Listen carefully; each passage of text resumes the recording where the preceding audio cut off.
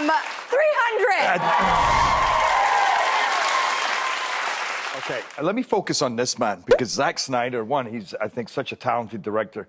He's also one of those guys, he's just good at everything. And you know that final scene when I throw the spear towards Xerxes, and I kept thinking, Zack, this is not, it's hard with the camera angle to get. And so you both play Vikings. Do you think men today, have they evolved, or are you still like Vikings? Oh, I mean, you have the hairiness down. Yeah, definitely. Some of us. I'm completely waxed. I'm like a dolphin from the neck down. Well, I was going to ask you about manscaping, but that's a whole other conversation. No, there's no manscape. It's like the Mojave down there. It's just barren. Not even a shrub. And he's like, I want you to hit right up there on that mark. And the mark was miles away. And I go, it's not easy to throw. So he's like, okay. And he's so nice. So he goes, okay, well, just let me. And he takes the spear and he throws it. And it goes about 50 yards, goes through the curtain with the X on it, right through the X. It was like the perfect spear throw. And I'm standing there feeling like a complete idiot. Going, okay, so that's what you want me to do. Okay, fine. It's reminding me, I don't even have to have this. I just had this for the movie I was just doing. No, but actually, I only finished like a day and a half ago, got on the plane straight away and flew back. And I remember thinking, I need to shave off my beard. And now I'm here. And as we were having this discussion and you went, this is how smart I am. I went, oh yeah, I still have this beard. When you're walking around in like a leather loinclothy, leather stroppy diaper thing, like eventually, like in day one, are you like, okay, and then by day like 150, are you just like, okay? That's exactly what happened. So are men like Vikings, or are men? Yeah, exactly. Yeah. See, you took that somewhere else. And let's get back to the men being like Vikings, because that's a really good question, and I don't know the answer. It's a good question, though. I don't know. I think depending who the man is. Right. So I think it depends on the person, and it depends on the moment, because I think sometimes in moments we all have that Viking in us, and then a lot of this world and the way we live it does not require Viking. It makes us more like schoolgirls.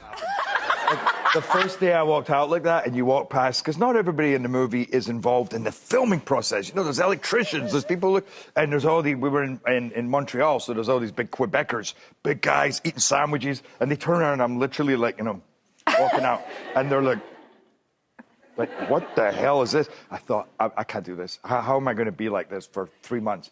And then, then the next minute you're like, come on, guys. Yeah. What is the movie that we're here about? How to Train Your Dragon. Oh, yeah. I thought it was Bakersfield is Falling, and it's like, it's the movie I'm doing where I'm a security guy in Bakersfield, and it's attacked by terrorists, and I save the day.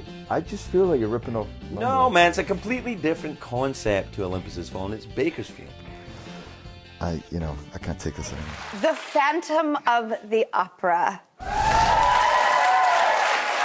It's a role that that character is such beauty and talent and to him, and then such a sadness and a loneliness. And weirdly, I went into that space in that movie. I was constantly grateful for just where I was and the opportunity I'd been given. Can we go out with? I know you like yes, telling jokes. Yes, you can go out with me or Craig or whoever. You love telling jokes. You told a joke on his show twice, and on this couch once before. You have your kind of like they're like dad jokes.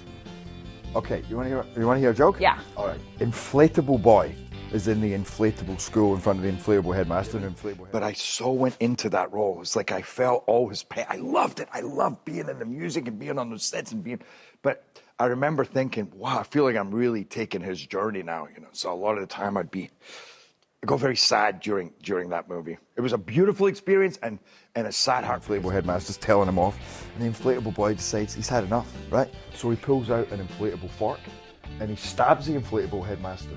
And then he runs through the inflatable school and he stabs the inflatable walls of the inflatable school, and he keeps running and he gets chased by the inflatable police, and he gets cornered in this inflatable alleyway, and he turns and he says, you know what? You're not taking me alive. And he stabs his inflatable body. Because it just made me feel like for everybody in life, the pain that people go through, and they want something so much and they can't have it, especially with love, but with everything, to know that that's just either not possible or so far away. Because it reminded me as a kid when my dream was to be an actor, but yet I was in Scotland, and it was all I wanted to do was make these fantastical movies. And he wakes up in the inflatable hospital in the inflatable bed, and the inflatable headmaster stands in front of him and he says, You let me down, you let the school down, but most of all, you let yourself down.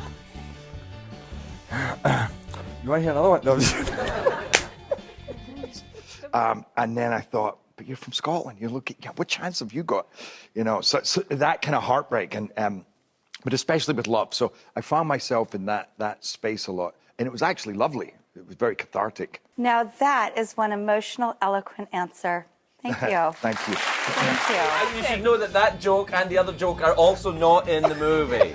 It's really good. None of my jokes on the movie. Have no fear.